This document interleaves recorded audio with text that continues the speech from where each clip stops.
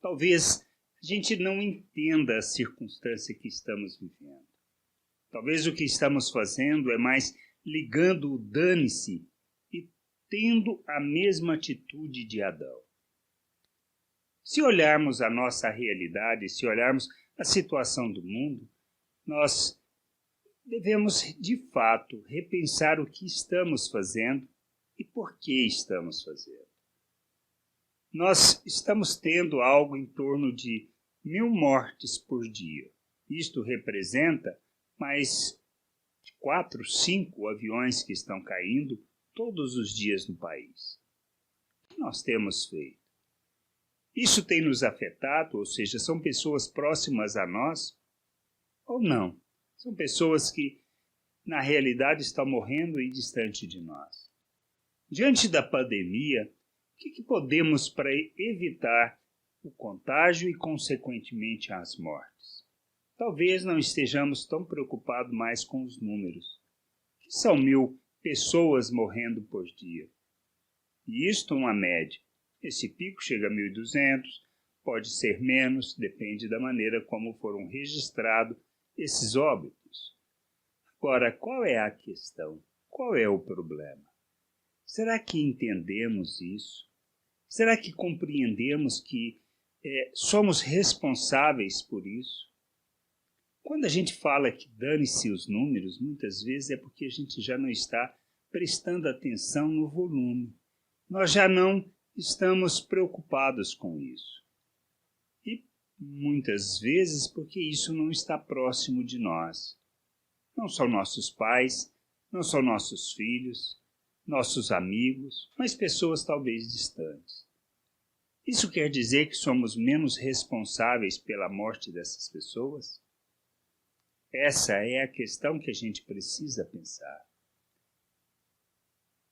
Dos óbitos que temos tido, quando se pega por faixa de idade, quando um idoso é internado, que vai para a UTI, 50% vem a óbito. Se a gente pega um jovem, são 5 em cada 100. Se pega um mais novo, nós temos na estatística que isso representa 1 a cada 100.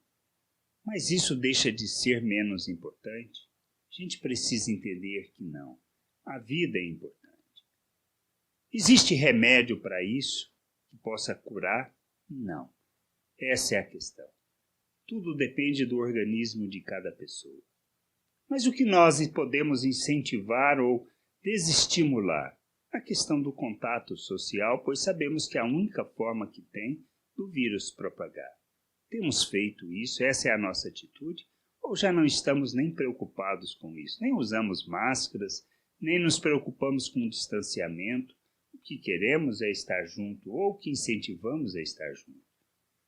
Mas as pessoas não vão morrer ao nosso lado? Será que não? Será que essa doença ficará tão longe? Ou será que nós deveríamos ainda incentivar esse distanciamento, mas preocupados pela vida das pessoas? Nós, talvez, estejamos ou sejamos assintomáticos, pois isso não está muito ligado a uma questão de idade. Sabemos que o risco é maior à medida que é mais idoso, isso sem chama de dúvida. E sabemos que aquelas pessoas que têm comorbidade são mais suscetíveis também ao vírus. Mas o que faz a diferença é a nossa atitude, ou seja, se nós tratamos simplesmente como números e não pessoas, nós vamos ligar o dane-se. A outra questão que a gente muitas vezes não pensa é, nós queremos incentivar que haja reunião, o culto público, por exemplo, e estão voltando. Isso é um problema? Talvez não, a não ser da propagação do vírus.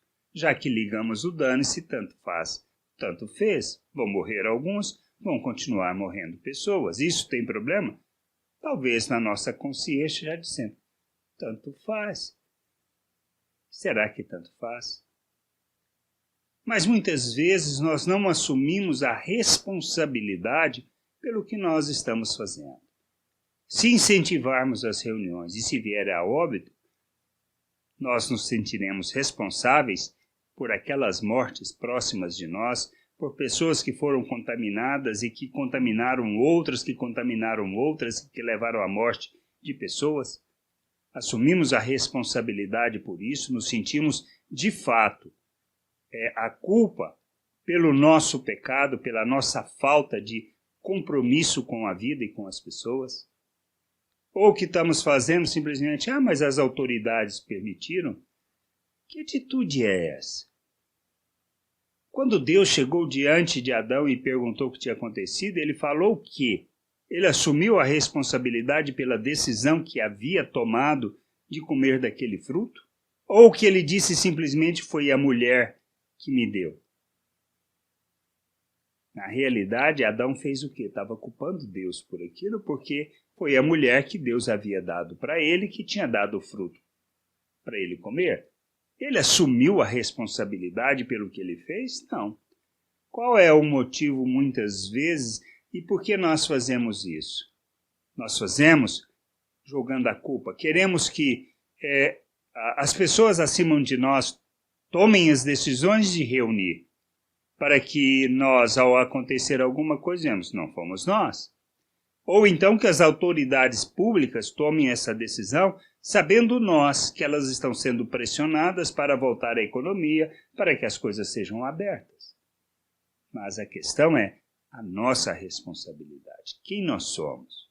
Filhos de quem? Qual o propósito da nossa vida? Que nós devemos preservar e estimular a vida ou a morte? É essa questão que nós precisamos pensar e repensar à medida que a gente vai tomando as decisões que a gente tem que tomar. Por isso, é uma questão de se estou incentivando as reuniões públicas, o contato entre as pessoas, mas está obedecendo o distanciamento, será? Estão usando máscaras, será que isso é totalmente um impeditivo? Sabemos que a máscara ajuda no processo, mas precisaríamos estimular as reuniões? Essa é a questão. Agora, assuma a responsabilidade por isso, por aquelas mortes que vierem a acontecer, ou o que farei seria simplesmente transferir esta responsabilidade para as pessoas que tomaram a decisão de liberar. Eu sou responsável pela vida. Eu sou responsável pelas pessoas. Tudo o que faço, o impacto, é na vida das pessoas. Por isso nós precisamos entender o que nós estamos fazendo neste mundo e qual é a vontade de Deus e como revelamos Deus ao mundo. Por causa da nossa religiosidade? Ou é uma expressão de amor de Deus, preservando as vidas, estimulando que preservem-se as vidas para que Deus seja glorificado? A gente precisa entender isso e compreender o nosso papel neste mundo. Que a gente entenda, compreenda isso e que a gente possa nos submeter à vontade de Deus, glorificando o nosso Deus de fato, agindo como Cristo, não como Adão, não tendo a mesma atitude de Adão e não assumindo a responsabilidade. E muitas vezes repensando, pois não são somente números que estão sendo nos apresentados, mas são vidas que estão sendo perdidas e que talvez poderiam ser preservadas. Que a gente entenda, compreenda isso e que possamos refletir sobre o que estamos fazendo neste mundo como cidadãos do reino de Deus, como povo de Deus, como a família de Deus, como a igreja do Senhor. Graça e paz sobre a tua vida. Amém.